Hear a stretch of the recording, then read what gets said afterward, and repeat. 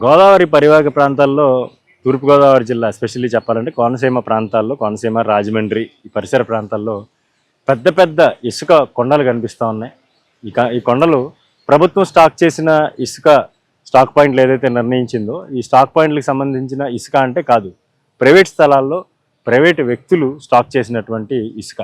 మధ్యన చూసుకోవచ్చు మనం పి గన్నవరంలో కోనసీమ జిల్లా కలెక్టర్ గారు అక్కడ ఇసుక పాయింట్ పెట్టారు అనధికారికంగా అని తెలిసి దాన్ని సీజ్ చేయడం జరిగింది. అయితే దానికి మించి కొన్ని పదుల సంఖ్యలో స్టాక్ పాయింట్లు అయితే భారీ ఎత్తున అంటే సుమారుగా వందల సంఖ్యలో లారీల ద్వారా తీసుకొచ్చినటువంటి ఇసుక అక్కడ స్టాక్ పాయింట్లో పెట్టినట్టుగా తెలుస్తూ ఉంది. అయితే దీని వెనుక పెద్ద కథే ఉంది. ఎందుకంటే సాధారణంగా జూలై 15 నుంచి ఆగస్టు 15 నెలాఖరు వరకు కూడా గోదావరికి భారీ ఎత్తున ఫ్లడ్ వస్తుంటుంది. కొన్ని లక్షల క్యూసెక్కుల వరద నీరు వస్తుంటుంది.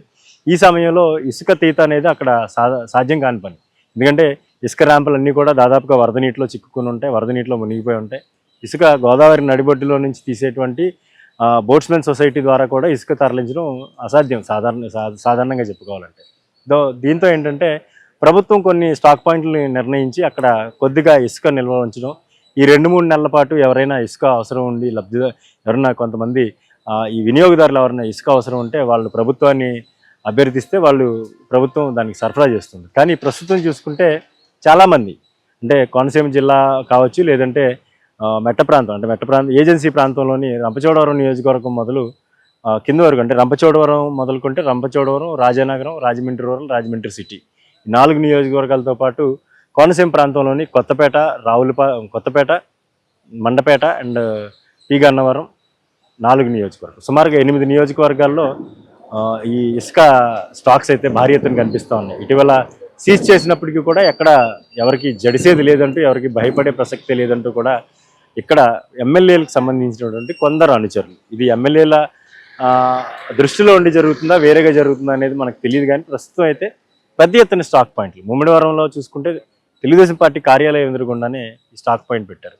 అదేవిధంగా చూసుకుంటే కొన్ని రహస్య ప్రాంతాలు, ఇళ్ల మధ్యలో ఉండేటువంటి ఖాళీ స్థలాల్లో కూడా పదుల సంఖ్యలో లారీలతో ఇసుక డంప్ను ఏర్పాటు చేసి అవసరానికి బ్లాక్ మార్కెట్లో ఇసుకని విక్రయించేందుకు కూడా పెద్ద ఎత్తున స్టాక్ చేసినట్టుగా కూడా మనకు కనిపిస్తూ ఉంది. మనం రోడ్డు పక్కన వెళ్తూ ఉంటే రోడ్డు పక్కన పెద్ద పెద్ద ఇసుక కొండలు కనిపిస్తూ ఉంటాయి. ఈ ప్రస్తుతం కోనసీమ వ్యాప్తంగా కూడా ఇసుక కొండలు ప్రత్యేక ఆకర్షణగా నిలుస్తూ ఉన్న పరిస్థితి చూస్తాం. కానీ దీని వెనుక అంతా కూడా ఒక అక్రమ దందా వెనుకున్నది అనేది ఇప్పుడు ప్రస్తుతం మనకి కోనసీమ వ్యాప్తంగా ఇటు తూర్పుగోదావరి జిల్లా వ్యాప్తంగా కనిపిస్తాం అన్నమాట. ఏదైతే గోదావరి పరివాహక ప్రాంతాల్లో ఇసుక లభ్యత ప్రస్తుతం మరికొద్ది రోజులు అంటే ఒక వారం 10 రోజుల్లో నిలిచిపోయే అవకాశం ఉంది. ఇప్పుడు సాధ్యమైనంత వరకు ఎక్కువ ఇసుక తవ్వుతున్నారు, అవసరానికి మించి తవ్వుతున్నారు.